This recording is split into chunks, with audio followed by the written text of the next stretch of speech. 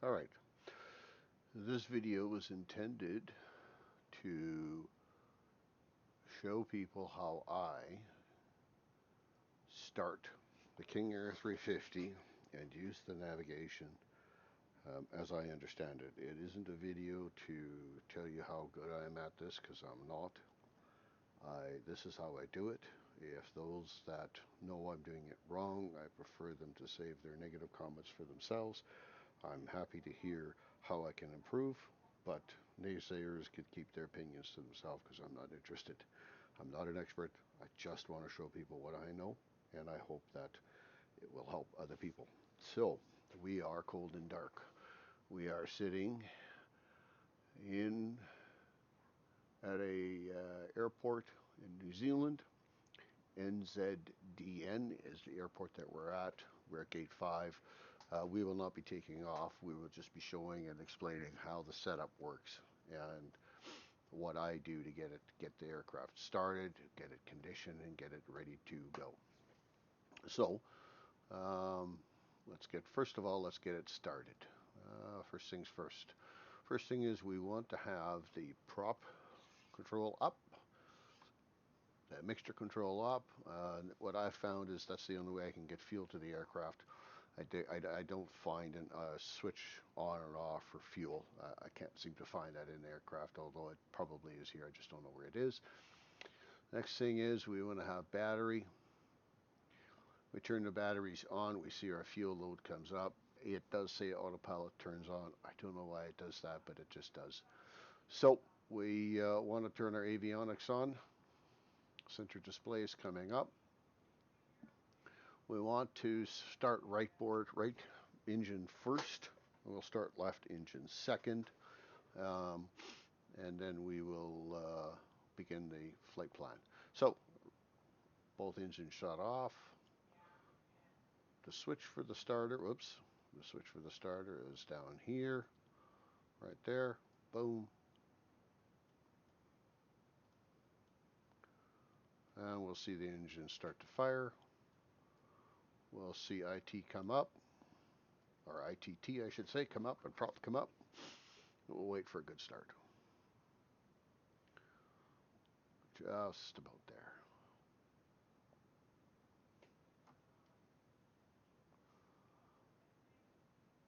there. And we are started.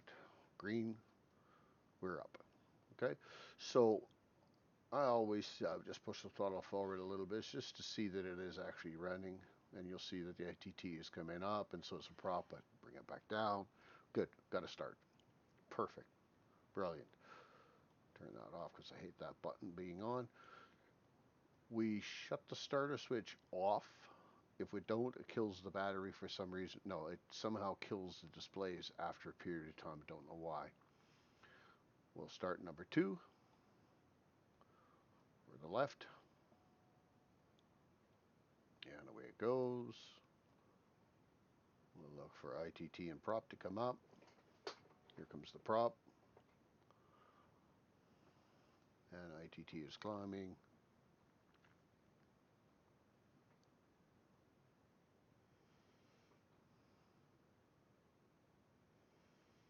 And looks like a good start. Again, I'll just fire that up, and I'll just see that the prop, yeah, comes back up. It's good. So we will go back here, kill the starter, turn the alternators on, or the gens on, I mean, not the alternators, generators are on. We're ready to go. We got an aircraft that's running and would be ready for, departure and pushback and all that wonderful stuff. But we needed a flight plan. How do we do it? You can see us sitting here on the runway at the airport, not the runway, at the airport. Now, I will say this, I sometimes have to juggle around from one screen to the next because I don't fully understand it. Like, for example, why did that happen? Don't know. Anyways, the split screen up here, click on split screen. Down at the bottom it shows the map, and it's just a duplication of this map over here. FPL, flight plan. We're going to go direct to, click on set waypoint. We are going to Christchurch. We are going to N Z C H C H. Enter. There we go. Activate. And you see the line come on here. Now, if you look at this, this is now just a direct flight plan, magenta turned on. It is a direct flight plan that goes from wherever we're going, coming from, I don't know the name of that place, to Christchurch. And there it is. What we want to do is we want to actually have a controlled flight plan, not a direct to. We want to be able to line up or closely line up with a particular airport or particular runway. And so we'd like to have a flight plan. And we'd like to do a flight plan that is used in normal aviation, not the one that we just choose ourselves. Hey, let's go that way for a little ways and then turn and let's go that way. So how do we do that? Back to flight plan. We go to procedure. We are going to pick our arrival. I think the arrival is considered to be the star. I can't remember, but I think that's considered to be the star. So this is the arrival that they've picked for us for runway 29. I haven't been able to pick different runways like this. I can pick different um, arrivals, and then it picks different runways. I don't know. I don't know if you can maybe not pick an arrival but pick a runway and then it'll generically or just automatically pick a particular arrival. I'm not sure. But let's just assume that this isn't the one we want. We would like to pick this one. That's the one. We're going to go come in a runway 2. Is there a transition? There is not a transition. I want to show a transition. So let's pick this one. There we go. There's no transition. I had one here that actually picked a transition.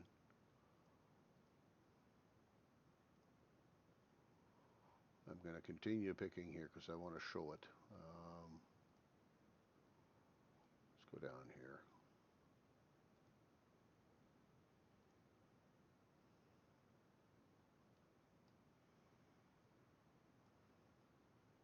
There we go. Let's just zoom out just a bit. So our arrival is this. Our transition is this. We could come in here. That's our transition. That's our arrival. And we're coming in on runway 29. If we load that, it gets loaded in. If we zoom out, you're going to see, again, this is not a which one you should pick. This is just to show you that this is how it works and it lays the plan out for you. So in this case, it's taking you out over the ocean, coming you back in. I suspect runway 29 comes in directly from this point.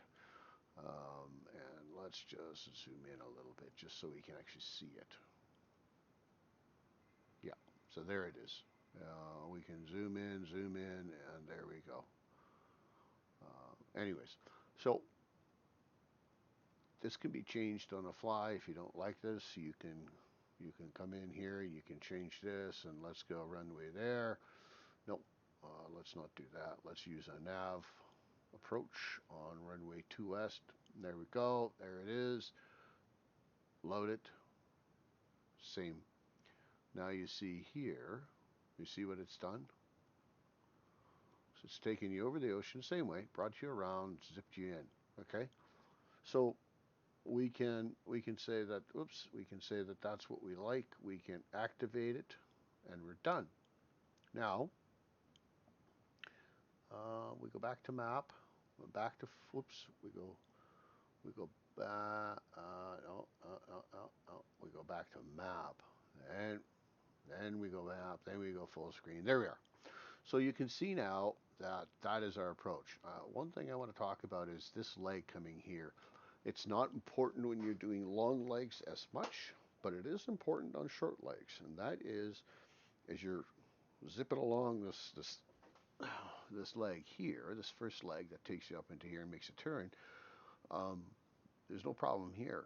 But if you are ticking along at 270 or whatever, and your speed is such that the aircraft can't bank, and it will bank hard, and still can't bank to make that turn, you find yourself going around further out here. longer legs. If you had a long leg coming back this way, it wouldn't matter because it would eventually pull itself back to the magenta line and follow the magenta line. On a short leg like this, you may find yourself saying to yourself, "Ooh, I don't want to do that. I, I want to hold it because I don't have enough time to make the next transition or make the approach and the landing."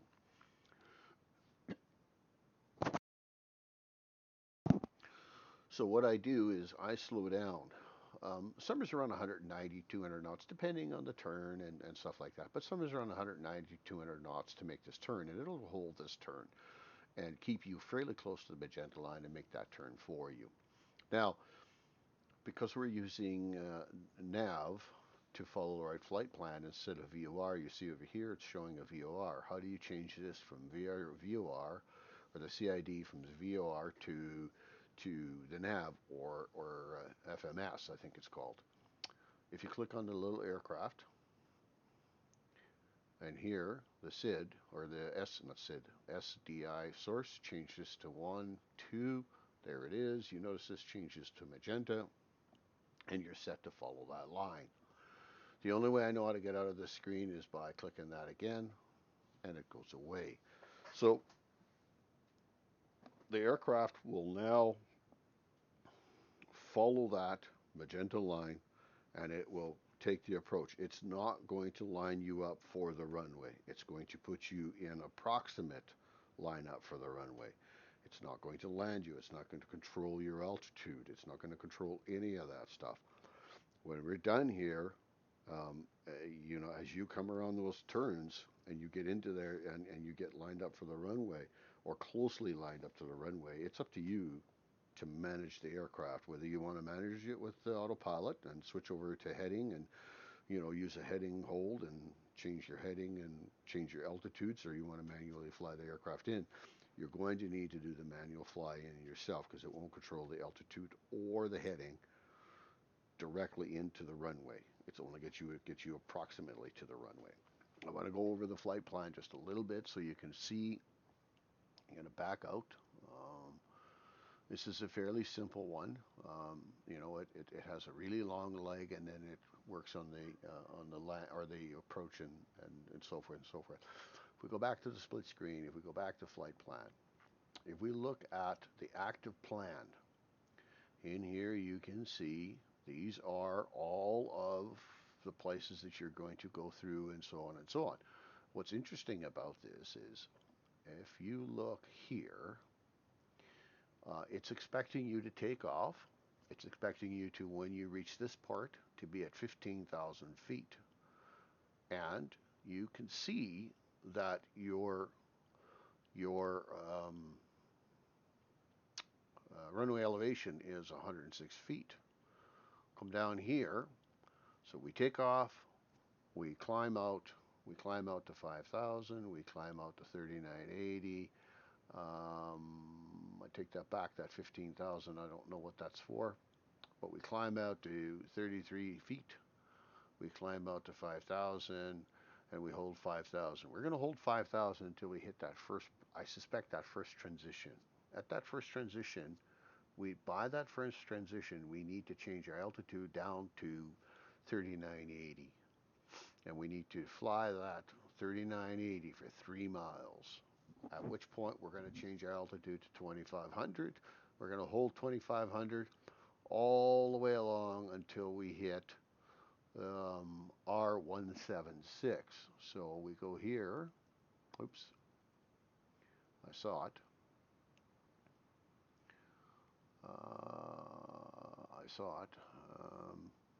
Back out. There, R176, right there it is. When we get there, you want to be at 2,500. Now you want to hold 2,500 until you hit R54. At R54, you want to be 2,000 feet. And I'm just noticing that sometimes you see different points at different zoom-ins. I don't know why that is, but that's just what appears that way. So we'll zoom in.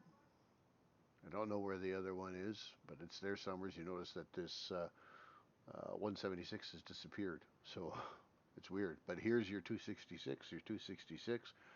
So somewhere's between here and here you want to be 2,000 feet. And so you can just keep on looking at this until you get to your final point, which is in this case R297, which is here. You'll want to be at 1460, thereabouts, and you will see that you are mostly lined up. You will be mostly lined up at this turn for the runway. There you want to have your flaps out. You want to have, you want to be configured for your landing. You want to have that all configured. I use the initial approach speed on a King Air 350. Summers around the 120 to 130. I've heard talk about 160 and 170. For me, that's too quick. The landing is the landing rate, the final approach on the runway or the flare or whatever. That's different for different people and different for different weights. 15,000 pound aircraft loaded, whatever.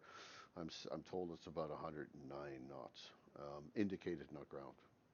Don't know if that matters. Anyways, um, I'm in that same speed range. Some is around 100, 110 knots, in around there. Could be a little lower, but full flaps versus half the flaps or whatever. It's each to their own. For me, I always land full flaps, and I try to keep it slow because I find it easier to make that initial flare so that it doesn't want to climb back up again. It still wants to continue to come down. That is the way I do it. Again, for those that know how to do it differently, I'm happy to hear about it. This is for flybywires.net, not the other fly-by-wires guys. Um, this is for flybywires.net, our members, for them to understand how to use these navigation tools and so forth in the King Air 350 and other similar aircraft with similar types of systems to be used and where these things are and how to do it. Of course, the start procedure would be different on other aircrafts, and we'll have to figure that out. I think I'm done. I think we're done. Again, if you have any questions, feel free to reach out to me on our Discord, email me, um, and I will see you on the next video. I intend to do a number of these videos showing what I know. Maybe we can put a collaboration of videos together, and we can cut together and show everybody how to do what they need to do and get better at it. Right, that is it for me.